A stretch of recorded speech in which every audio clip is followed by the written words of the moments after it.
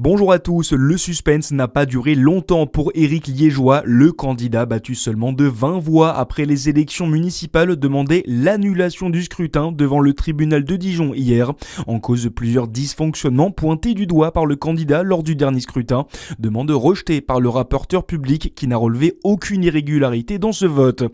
La mobilisation se poursuit pour les parents d'élèves de l'école de Viry dans le Haut-Jura hier matin, un rassemblement pour dénoncer les fermetures de classes annoncées après une première manifestation mercredi matin. Une pétition a également recueilli plus de 1000 signatures. Elle commence dès aujourd'hui, plus de 8000 pièces proposées à la vente par la faïencerie de Charolles près de Paray-le-Monial en Saône-et-Loire pour l'une de ces deux ventes d'usine annuelles. Plusieurs milliers de personnes sont attendues entre aujourd'hui et dimanche. Il n'a jamais été aussi important de faire des dons, c'est le cas du plasma, un don essentiel pour soigner de nombreuses pathologies. En Côte d'Or, l'absence de collecte peut se faire ressentir par endroits, mais des solutions alternatives existent. Un dispositif sera en fonctionnement dans les prochains jours entre Mirebeau-sur-Bèze et Dijon pour faire face à une demande croissante, Clémence Lebary.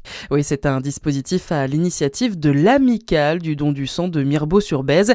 Une navette sera mise en place vers la maison du don de Dijon. Le but, faciliter l'accès aux dons de plasma pour faire face à l'absence de collecte depuis 2018 dans la commune. Une ressource essentielle pour soigner de nombreuses pathologies et accompagner des patients avec des traitements lourds comme la chimiothérapie. La navette permettra de transporter 6 personnes volontaires et de faire un bon geste en partageant un moment convivial. Les inscriptions sont encore ouvertes pendant quelques jours auprès de l'Amicale des donneurs de sang. La journée mondiale des donneurs de sang est organisée le 14 juin prochain. Les besoins en plasma dans la métropole dijonnaise sont estimés à 11 500 poches cette année. Dans l'actualité également, dans l'attente de réponse dans le Gers, une semaine après la disparition de Liana, un corps sans vie a été découvert hier dans une usine agricole. D'après les informations du procureur, il est porteur de vêtements similaires à ceux de la jeune fille lors de sa disparition vendredi dernier. L'identification est en cours et une autopsie doit avoir lieu. Un agent de l'Office national des forêts interpellé après le méga feu dans le massif des Corbières en 2025. Cet homme a été mis en examen pour destruction involontaire par incendie aggravé. D'après le journal Midi Libre, les enquêteurs cherchent à établir si une cigarette jetée par la fenêtre d'une voiture de patrouille pourrait être à l'origine du feu.